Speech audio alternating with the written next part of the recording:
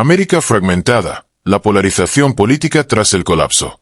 Tras el colapso bursátil y el endurecimiento de la política migratoria, Estados Unidos se sumergió en un periodo de alta tensión social, donde las calles, las redes sociales y hasta los comedores familiares se convirtieron en escenarios de confrontación política. La narrativa oficial de la Casa Blanca seguía presentando las crisis económicas y diplomáticas como parte de un proceso doloroso pero necesario para restaurar la soberanía nacional y la grandeza económica del país. Sin embargo, los efectos visibles eran difíciles de ocultar: despidos masivos en empresas dependientes de importaciones, cierres de negocios familiares y una inflación creciente que afectaba incluso a los productos agrícolas nacionales. Mientras tanto, Trump intensificaba su retórica en mítines políticos, acusando a la prensa, a los inmigrantes, a los burócratas y a las élites globalistas de sabotear su agenda. Las protestas en las principales ciudades del país fueron respondidas con una creciente militarización de las fuerzas policiales, lo que generó choques violentos y decenas de arrestos cada semana. El Partido Republicano se encontraba fracturado. Una facción trumpista dominaba las bases y primarias, mientras que los republicanos moderados se debatían entre la lealtad institucional y el temor al voto radicalizado. En contraste, el Partido Demócrata, aunque fortalecido en algunas encuestas, no lograba consolidar un liderazgo claro capaz de canalizar el malestar social hacia una propuesta unificadora. El Congreso se volvió una arena estancada, donde cada iniciativa legislativa terminaba bloqueada por tácticas partidistas, dejando sin resolver cuestiones urgentes como el alivio financiero o la reforma migratoria. Las tensiones se extendieron a los gobiernos estatales. Gobernadores demócratas emitieron órdenes ejecutivas para proteger a los inmigrantes y contrarrestar los aranceles, mientras que estados republicanos redoblaban su lealtad a la Casa Blanca. A nivel internacional, la imagen de Estados Unidos se deterioraba rápidamente, percibido por sus aliados como errático, aislacionista y cada vez más impredecible en materia militar y comercial. Organismos multilaterales como la ONU y la OMC emitieron críticas formales a las políticas económicas de EU, alegando que violaban acuerdos vigentes y ponían en riesgo la estabilidad global. China y Rusia aprovecharon el vacío diplomático para fortalecer alianzas en Asia, África y América Latina, presentándose como alternativas al orden liderado por Washington. Al interior del país, creció un sentimiento de desesperanza entre los jóvenes, reflejado en cifras récord de migración inversa hacia Canadá y Europa por parte de profesionales y emprendedores. La cultura también se dividió. Mientras algunas figuras públicas defendían la revolución económica nacionalista, otras eran tachadas de traidoras por pedir un retorno al multilateralismo. Las iglesias, en especial las evangélicas, reforzaron su apoyo al presidente, viéndolo como el último bastión contra la secularización, la migración y la decadencia moral. Aumentó el número de milicias y grupos armados en estados como Texas, Idaho y Montana, que se preparaban para lo que llamaban la defensa patriótica contra el gobierno profundo. Medios independientes comenzaron a recibir amenazas y ataques cibernéticos, lo que encendió alarmas sobre la libertad de prensa y la posibilidad de censura indirecta desde el poder. El sistema judicial federal se convirtió en una trinchera clave, donde jueces, muchos designados por Trump, tomaban decisiones que afectaban directamente las políticas migratorias, comerciales y de derechos civiles. A pesar de los múltiples frentes de crisis, la campaña de reelección de Trump mostró una maquinaria de propaganda bien aceitada, usando TikTok, Truth Social y YouTube para movilizar a millones.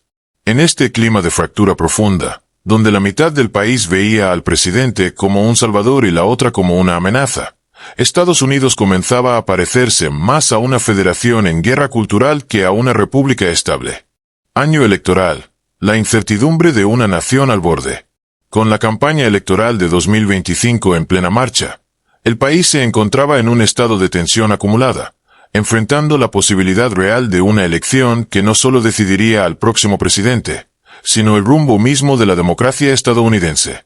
Trump, reforzado por sus bases, se presentaba como el único capaz de defender a los verdaderos estadounidenses frente a las amenazas internas, inmigrantes, globalistas, burócratas, y externas como China o la ONU.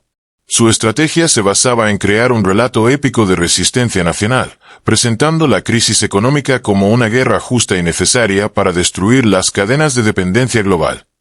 Mientras tanto, los demócratas intentaban reconstruir un frente unido, debatiéndose entre candidaturas progresistas como Alexandria Ocasio-Cortez y figuras moderadas como Gavin Newsom o Gretchen Whitmer. El clima electoral estaba enrarecido por un creciente número de leyes estatales que dificultaban el voto por correo, acortaban horarios electorales y purgaban registros, medidas que los críticos denunciaban como formas modernas de supresión del voto. Las plataformas tecnológicas, tras el escándalo Signalgate y otros casos de desinformación, adoptaron medidas erráticas para moderar contenidos, lo que llevó a acusaciones cruzadas de censura y negligencia. La violencia política dejó de ser un temor abstracto. En varios estados se reportaron ataques a sedes partidistas, amenazas contra funcionarios electorales y agresiones físicas entre manifestantes de bandos opuestos.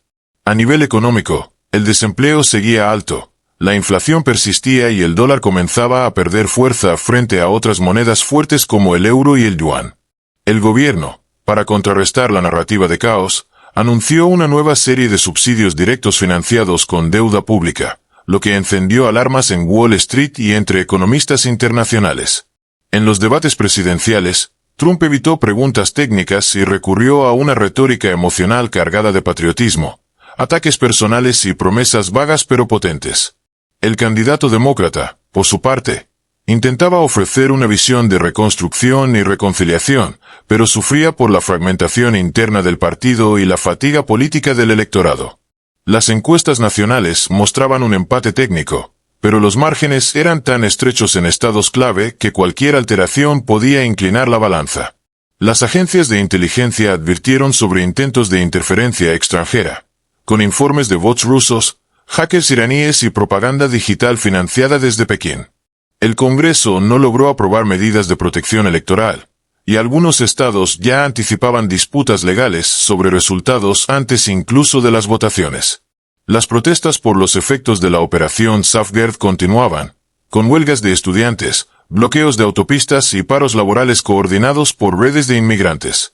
Organismos internacionales expresaron preocupación por el posible deterioro de la integridad electoral, llegando a ofrecer observadores en ciertos estados como si se tratara de una nación en desarrollo.